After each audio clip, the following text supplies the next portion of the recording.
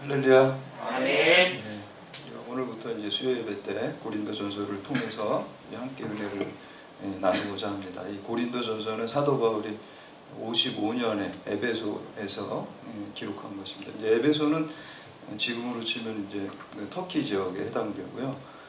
그리고 이제 고린도는 이제 그리스 지역에 이제 해당됩니다. 그래서 사도 바울이 1, 2차, 3차 이렇게 전도 여행을 떠날 때 고린도 교회는 그 2차 전도 여행 때 거기서 한 1년 6개월 정도 머물면서 이제 고린도 지역에 교회를 개척하고 1년 6개월 사역을 하다가 이제 떠나오게 됐죠.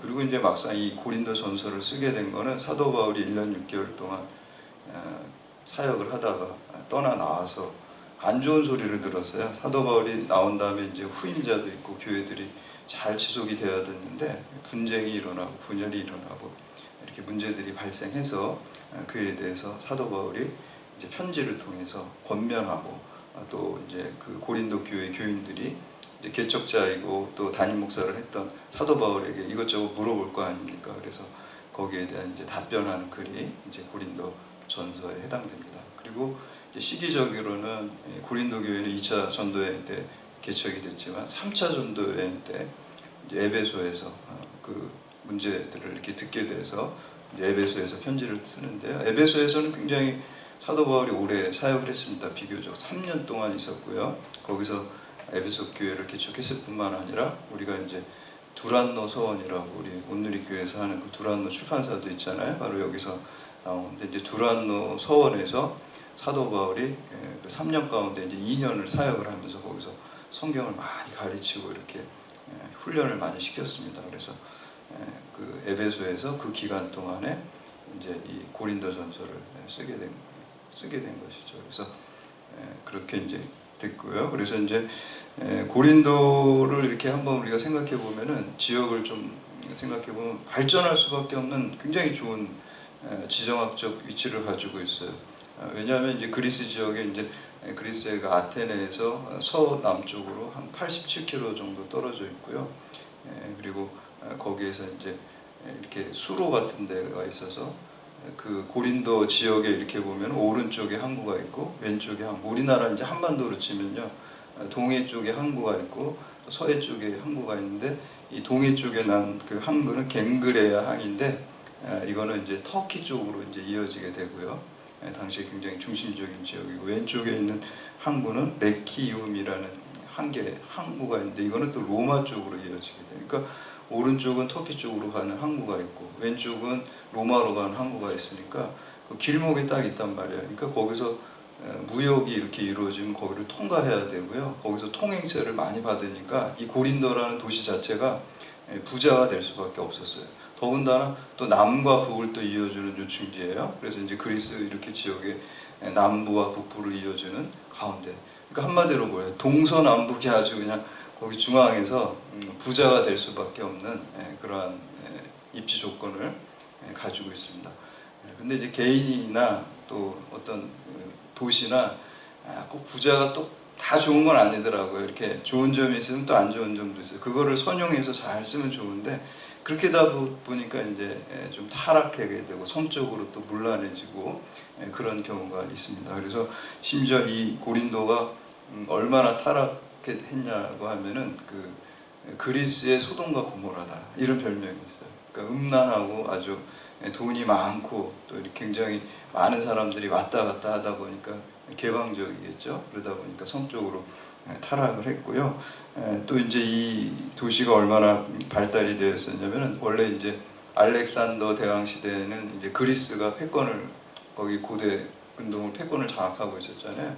그때 이제 그 아테네하고 스파르타하고 이 고린도 이게 3대 도시였다는 거예요. 굉장히 발달. 그 다음에 이제 그리스가 멸망하고 로마가 이제 거기 패권을 장악하면서 로마의 또 4대 도시가 어디였냐? 로마하고 알렉산드리아하고 안디옥 그리고 고린도 이렇게 들어갔다. 그러니까 그리스 시대에도 3대 도시 안에 들어갔고 로마 시대에도 4대 도시 안에 들어간 아주 중요한 것이었습니다. 그리고 문화적으로도 굉장히 그리스 철학과 또 지혜를 추구했고요. 또 한 가지는 중요한 거는 여기 그리스 로마 그 신화에 나오는 그 12개 이상의 신전들이 거기 있었다 그래요. 그 우상 숭배의 도시였어요. 그 중에서도 제일 유명한 게 아프로디테 신전, 미의 신전, 사랑의 여신이라고 그러죠. 미의 여신이라고 그러죠. 아프로디테, 이제 로마로 넘어온 게 비너스라고 하는데, 그 아프로디테 신전이 그 고린도 지역에서 제일 잘 보이는 그 높은 언덕에 아프로디테 신전이, 미와 사랑의 여신을 삼는 아프로디테 신전인데, 문제는 거기에 있는 여사제들이 1000명이나 된대요. 교육자가 1000명인 교회.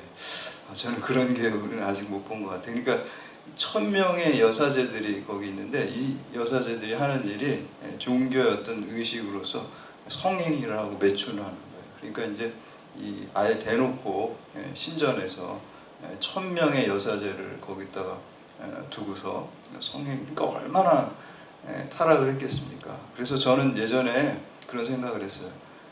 지금이 목회하기 제일 어려운 시대다, 이런 생각을 많이 했었어요. 지금 너무 세속화돼 있고 과학이 발달돼 있고 현대인들이 목회하기 어렵다 그랬는데, 제가 이 고린도를 준비하면서 야, 여기는 누가 어떤 목사님 책에 그러더라. 고린도 교회에서 담임 목사 오라고 청빙 받으면 가기 싫다고 그런 교회였어요. 근데 여기에서 이런 지역에서 정말 타락하고 음란하고 그런 도시에 그 사도 바울이 예수 그리스도의 그 순결한 복음을 거기다 세우는 교회를 딱 세웠다는 거예요. 한가운데다가. 그래서 이 교회, 그 고린도라는 게 당시의 사람들이 고린도 사람 같다, 굉장히 욕입니다. 고린도 사람 같다. 성적으로 타락했거나 아니면 돈만 알고 어떤 음란하고 이런 사람들은 고린도 사람 같다. 아주 그냥 최고의 욕입니다. 우리도 안 좋은 사람에 대해서 누구 같다 이러면 그 굉장히 욕이잖아요. 근데 이 고린도 사람 같다라는 게 그렇게 욕이었습니다. 그래서 이곳에 이제 사도 바울이 교회를 세웠습니다. 근데 이제 이런 지역의 특징이 뭐냐면요, 다양한 사람들이 오고 가니까 좀 자유분방한 것도 있지만 새로운 지식과 새로운 종교에 대해서 금세 또 수용하는, 또 이거는 또 장점이죠. 다름에 대한 수용력이 빠르다는 거예요. 그래서 기독교가 이렇게 들어가니까 많이 개종을 했어요. 기독교를 믿게 됐어요. 기독교 신자들이 늘어나게 됐어요. 그래서 고린도 교회가 세워졌는데, 문제는 우리가 사람 환경의 지배를 받잖아요. 그 마르크스라는 사람도 얘기를 했고, 그 총균세라는 책을 쓴 그 분도 이제 제라드 다이아몬드인가요? 그분도 이제 결국에는 책의 결론이 환경의 지배를 받는다는 거잖아요, 인간이. 그러니까 역시 이 사람들도 예수는 믿었지만, 칭의는 됐지만 성화가 안 되는 거예요. 또 음란한 생활을 하고 거기에 빠지고 분쟁이 일어나고 그런 문제들이 계속 발생을 하면서 개척자, 설립자인 사도 바울에게 도움을 요청하고 이제 편지를 받게 된 게 이제 고린도 전서입니다. 그래서 우리가 과학 문명이 지금 21세기에 이렇게 발달해 있어도 비트겐슈타인 말처럼 논리와 과학이 아무리 발달해도 인간의 근본 문제는 해결할 수 없다 그랬는데, 지금 이렇게 2000년이 지났잖아요. 고린도 시대하고. 그렇지만 여전히 우리의 근본적인 또 영적인 그 문제들은 동일하게 우리가 안고 있다는 것입니다. 그래서 우리가 수요 이제 예배 때 이 고린도 전서를 함께 나누면서 오늘로 지금 현대 교회 못지않게 굉장히 힘든 교회입니다. 그런 교회를 통해서 어떻게 사도 바울이 해결책을 줬고 권면을 했는지를 우리가 들으면서 오늘날 우리들이, 또 우리가 교회이고 또 우리 성도 개개인이 믿음을 새롭게 결단하는 시간 되시기를 주님의 이름으로 축원합니다. 첫 번째, 우리가 고린도전서 1장 1절에서 3절 말씀은 이제 하나님의 교회에 대한 것을 말씀하고 편지글에 이제 인사말을 이렇게 쓰고 있습니다. 그래서 이걸 통해서 하나님의 교회로서의 실마리를 보도록 하겠습니다. 첫 번째, 하나님의 교회는 부르심을 받은 사람들의 공동체입니다. 우리가 자기의식이 중요합니다. 자의식. 우리 그리스도인들은 내가 하나님의 부르심을 받았다, 이 의식을 가지고 살아가야 됩니다. 1절 말씀 함께 공독합니다. 1절 시작. 하나님의 뜻을 따라 그리스도 예수의 사도로 부르심을 받은 바울과 형제 소수되는. 오늘 본문 그 고린도전서 1장 1절에서 3절은요, 당시에 이제 편지의 전형적인 형식을 따르고 있어요. 그래서 발신자가 첫 번째 나오고요, 수신자가 두 번째 나오고요, 세 번째는 수신자에 대한 축복, 은혜와 평강이 있으리라.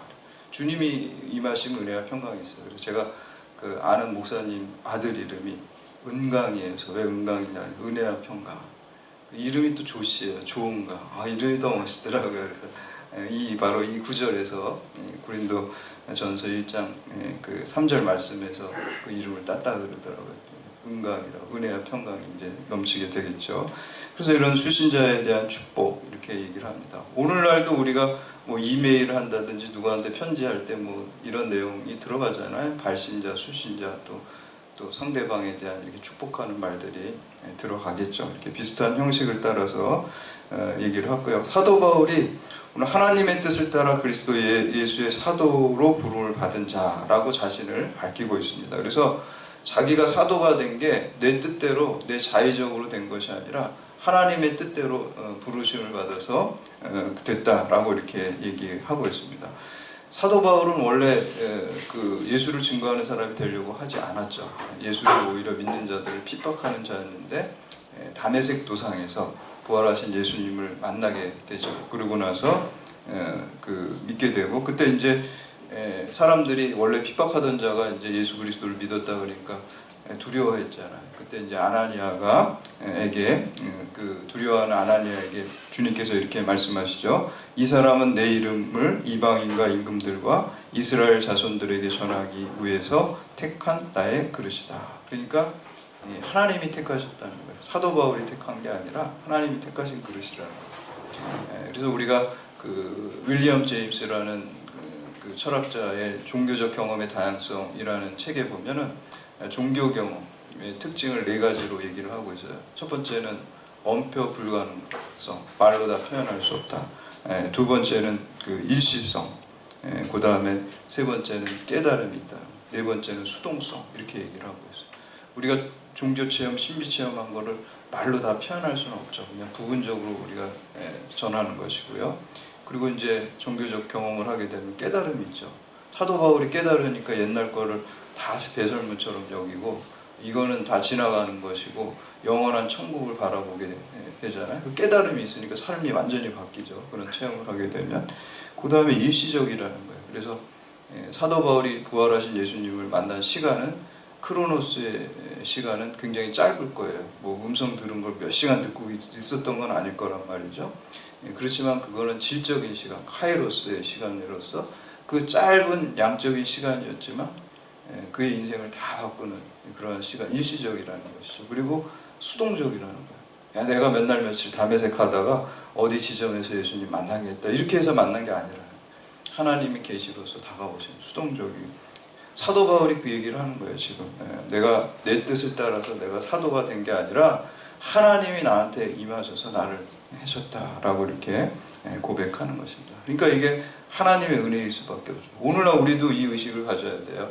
우리들이 어떤 일을 할 때 하나님이 나를 택하셔서 내가 오늘날 나 된 것이 다 하나님의 은혜입니다 라는 사도 바울과 같은 고백을 올려드린 여러분 되시기를 축복합니다. 우리 2절 말씀 함께 공독합니다. 2절 시작. 고린도에 있는 하나님의 교회 곧 그리스도 예수 안에서 거룩하여지고 성도라 부르심을 받은 자들과 또 각처에서 우리의 주 곧 그들과 우리의 주 되신 예수 그리스도의 이름을 부르는 모든 자들에게. 아멘. 아멘. 여기서 이제 교회라는 단어의 원어가 나와요. 이게 교회라는 단어이고, 그리스 원어에 제가 이제 보는 이 주석책은 이 그리스 원어가 다 이렇게 나와 있거든요. 성경 구절을 이렇게 같이 보는데 거기에 보면 딱 에클레시아 딱 나옵니다. 이 교회라 분명하게 에클레시아가 나옵니다. 그래서 교회라는 게 이제 에클레시아라는 것인데 부르심을 받은 사람이라는 뜻이에요. 한국말로 번역하면 교회라는 게. 그러니까 교회는 건물이 교회가 아니고요, 어떤 제도가 교회가 아니고요, 사람이 교회예요. 우리가 세상 한가운데 있는데 하나님께서 여러분들을 불러내셨어요. 그러니까 여러분들이 교회예요. 권준 목사님이라는 분의 책 중에 교회만 다니지 말고 교회가 되십시오, 그런 책이 있어요. 교회만, 이게 에클레시아라는 거예요. 우리가 그냥 교회만 출석하는 게 아니라 내 자신이 교회가 돼야 될 줄로 믿습니다. 아멘. 그래서 여러분들이 가정에서 교회가 되는 것이고요, 우리 경찰대학 안에서 교회가 돼야 되는 것이고요, 우리 대한민국 사회에서 교회가 돼야 되는 거예요.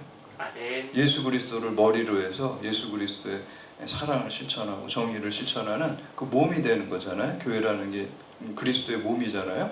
그런 교회가 어디 가든지 여러분 한 사람 한 사람이 교회가 되는 것입니다. 그리고 오늘 성경 보니까 그게 바로 에클레시아라고 얘기하고 있잖아요. 분명한 교회에 대한 정의를 내리고 있습니다. 그래서 우리가 주님의 몸된 교회가 되어야 됩니다. 근데 이제 이 발신자 중에 보면은 그 소스데네라는 사람이 나옵니다. 이 사람이 누군가라는, 우리가 이제 사도행전 예전에 할 때 보면은 18장에 보면은 고린도 회당의 회당장이 이 사람입니다. 그래서 이게 뭐 동일이냐 아니냐 이렇게 이제 논쟁도 있지만 대부분은 그냥 동일인이다 이렇게 생각을 합니다. 그래서 고린도에서 잘하는 사람이잖아요. 그리고 이제 고린도에서 그 바울이 목회할 때 이 사람이 예수 믿고 바울의 동역자가 돼서 이제 사역을 하면서 같이 돌아다니는 거예요. 그러니까 지금 내가 편지를 쓰는데도 니네 그 거기 고린도 출신 회당장 지금 그 소스데네도 같이 우리가 편지를 내가 쓴다라고 얘기를 하는데, 아마 둘이 같이 쓰지는 않았겠죠. 불러줘서 소스데네가 썼든지 아니면은 핵심적인 내용을 서로 공유해가지고 썼든지 해서 바울이 이렇게 썼다고 보여집니다. 그래서 이렇게 발신자 이름으로 나오게 된 것이죠. 두 번째, 이제 하나님의 교회는 보내심을 받은 사람들의 공동체입니다. 우리 아까는 부르심을 받았죠. 이거는 모이는 교회입니다. 보내심을 받는 거는 흩어지는 교회예요. 그러니까 여러분들이 지금 여기에 모였잖아요. 그리고 이제 예배 끝나면 어떻게 돼요? 흩어져야 됩니다. 여기만 조사오니 하면 안 된다는 거예요. 그래서 마태복음 17장에 보면은 예수님께서 변화산에 계실 때 얼굴이 환하게 빛나고 뭐 엘리야하고 모세하고 얘기하고 있으니까 베드로가 너무 감격했잖아요. 은혜롭고. 그래서 뭐라 그래요? 제가 여기 초막 셋을 짓겠습니다. 여기 있겠습니다. 이렇게 하니까 예수님이 그 말 안 받잖아요. 그렇죠? 왜냐하면 우리가 여기서 은혜 받는 것은 나가서 그 은혜를 전하고 땅끝까지 이르러 주의 복음을 전하기 위해서 우리가 여기서 우리가 은혜 받는 것을 믿으시길 바랍니다. 그래서 교회는요, 주차장이 아니라 주유소가 돼야 돼요. 주유소. 주차장은 거기 머무르는 데잖아요. 주유소는 뭐예요? 기름 넣고 나가는 거예요. 나가기 위해서 들리는 거예요. 그래서 여러분들이 여기서 성령의 기름을 받고 하나님의 말씀의 영양식을 받아가지고 충전해가지고 나가는 거예요. 휴대폰 같아요. 마치 휴대폰도 우리가 집에서 나올 때는 충전된 걸 가지고 나오잖아요. 그래서 하루 종일 그걸 사용하고 저녁에 여러분 집에 들어가시면 다시 또 충전을, 그러니까 충전과 방전이 왔다 갔다 하는 것처럼 우리 교회도 하나님으로부터 부르심을 받았는데 부르심의 목적이 보내심을 받기 위해요. 그래서 우리 사도라고 얘기를 하는데, 사도라는 단어 자체가 아포스톨로스라고 그러거든요. 아포스톨로스라는 게 보냄을 받은 자라는 거예요. 그래서 여러분들 어디로 보냄을 받았냐? 여러분들 부르셨죠? 근데 어디로 경찰대학으로 보내신 거예요. 그래서 경찰대학 안에서 여러분들이 교회가 돼야 돼요. 주님의 몸된 교회가 돼야 될 줄로 믿습니다. 아멘. 그게 이제 교회다라고 이제 말씀하고 있어요. 세 번째는 하나님의 교회는 세상과 구별된 사람들의 모임입니다. 그래서 2절 보시면 고린도에 있는 하나님의 교회 곧 그리스도 예수 안에서 거룩하여지고 성도라고 부르심을 받은 자들. 그래서 우리가 거룩하다, 성도다, 속된 것과 다 구별된 것입니다. 그래서 우리 교회에서는 주로 이제 성도로 통일해서 부르잖아요. 그래서 성도라는 게 제일 좋은 거예요. 일반 교회에서는 직분 안 받으신 분을 뭐 집사보다 아래 있는 성도라고 이렇게 생각을 하는데 그게 아닙니다. 성도가 제일 좋은 이름이에요, 사실은. 오늘 성경에도 성도라고 그러잖아요. 구별된. 근데 우리가 거룩해서 성도라고 그럴까요? 그건 아니에요. 우리 여은이가 저한테 지난번에 저기 있는데 저를 목사님 이렇게 부르는 게 아니라 예수님 이렇게 부르더라고요. 그래서 엄청 부담됐어요. 그래서 예수님이라고 저를 부르더라고요. 그래서 내가 무슨 예수님이. 근데 이제 제가 이제 해석하기를 예수님처럼 닮아가라고요. 여원이가 불렀나 보다 이렇게 했는데, 우리도 마찬가지예요. 우리가 성도라고 우리가 부르는 건 우리가 대단히 거룩해서가 아니라 우리의 소속이 거룩하신 주님에게 속해 있기 때문에 성도라고 부르는 겁니다. 아멘. 그리고 그 예수님의 거룩함을 따라서 살으라고, 지향점을 그쪽으로 가라고 우리를 성도라고 부르는 것이지, 우리가 무슨 뭐 대단히 거룩해가지고 성도라고 부르는 게 아닙니다. 우리의 소속이 거룩하신 주님 아니고, 그리고 우리가 가야 될 방향이 거룩한 이 세상과 구별된 것이기 때문에 우리가 성도라고 부르는 것입니다. 그래서 하나님의 교회는 거룩해야 되고 우리가 성도가 되어야 될 줄로 믿습니다. 네. 마지막으로 네 번째, 하나님의 교회는 하나님이 주인 되시고 하나님이 이끄시는 교회입니다. 그래서 우리가 교회가 된다, 우리가 교회가 되라 그랬죠. 그거는 주인을 바꾸라는 거예요. 아멘. 주인을 바꿔. 내가 주인 된 삶에서 하나님이 주인 된 삶, 예수님이 주인 된 삶, 성령님이 주인 된 삶으로 우리가 바꾸는 것이 교회가 되는 건 줄로 믿습니다. 아멘. 내가 주인 되면요, 결론은 뻔해요. 사망과 죽음이에요. 죄로 인해 우리 인간은 죽잖아요. 우리가 무슨 아무리 권력자가 되고 돈이 많고 명예가 있고 학식이 있어도요, 그 결론은 예수님 모르면은, 예수님 안에 있지 않고 내가 주인 되면은 그거는 사망, 권세고 죽음이에요. 그렇지만 우리가 예수님을 주인으로 삼게 되면, 영원한 생명과 진리와 길이신 주님을 주인으로 우리가 삼게 되면, 우리의 결론은 비록 인생에 여러 가지 우리가 안 유명하고 돈도 많지 않고 권력이 있지 않더라도 우리의 결론은 생명이 될 줄로 믿습니다. 그래서 하나님의 교회가 된다는 것은 하나님이 이 교회를 이끄시고 주인이 된다라는 것이죠. 그래서 우리가 교회를 얘기할 때 보통 구원의 방주라고 하거든요. 근데 이제 방주가 히브리어로 테바라 그래요. 방주는 엄청 크잖아요. 그 잠실 운동장만 하잖아요. 그런데 이제 모세의 갈대 상자도 테바라고 똑같은 단어를 히브리어에서 쓰고 있어요. 그거는 애기 바구니잖아요. 너무 사이즈가 완전 틀린데 왜 같은 동일한 단어를 쓸까요? 본질이 똑같아요. 왜냐하면 죽을 수밖에 없는 사람이 그 안에 들어가니까 살게 되는 거예요. 노아의 방주도 그렇고 모세의 갈대 상자도 그렇고 죽게 되는데 살게 된 거잖아요. 거기 들어가서. 그리고 또 한 가지는 그 동력 장치가 없어요. 둘 다. 모세의 그 방주도 사실 배도 아니에요. 그냥 네모난 상자지. 큰 상자지. 왜냐면 배라는 건 목적을 갖고 가는 장치가 있어야 되잖아요. 엔진이 있다든지 노가 있다. 그런 게 아무것도 없어요. 그냥 네모 반듯한 상자. 그냥 주님이 이끄시고 하나님이 이끄시는 대로 가는 건 줄 믿습니다. 아멘. 모든 교회도요, 하나님이 이끄시는 교회가 돼야 될 줄 믿습니다. 아멘. 경찰대학교도 하나님이 이끄셔야 되고요. 그래서 우리가 기도하는 거예요. 왜냐하면 기도 안 하면 하나님이 어느 방향으로 우리를 인도하시는지 모르니까. 그래서 하나님 기도를 통해서 묻고, 그래서 교회를 하나님이 이끄시고 하나님이 주인 되달라고 기도하는 것이고요. 여러분 개개인도 마찬가지예요. 우리 경찰대학교도 하나님이 이끄셔야 되고, 여러분 한 사람 한 사람도 교회이기 때문에 하나님이 이끄셔야 될 줄로 믿습니다. 그래서 우리가 하나님이 이끄실 때 우리 교회가 그 사명을 잘 감당할 수 있습니다. 그래서 우리가 교회에 많은 비판점들이 많고 있다고 하지만, 그래도 주님께서는 교회를 통해서 구원의 역사, 또 십자가 부활의 복음을 전하신 줄 믿으시기를 바랍니다. 지금 대통령실에서 삼성전자에서 십자가 부활 얘기하지 않죠. 그죠? 아무리 훌륭해도. 그렇잖아요.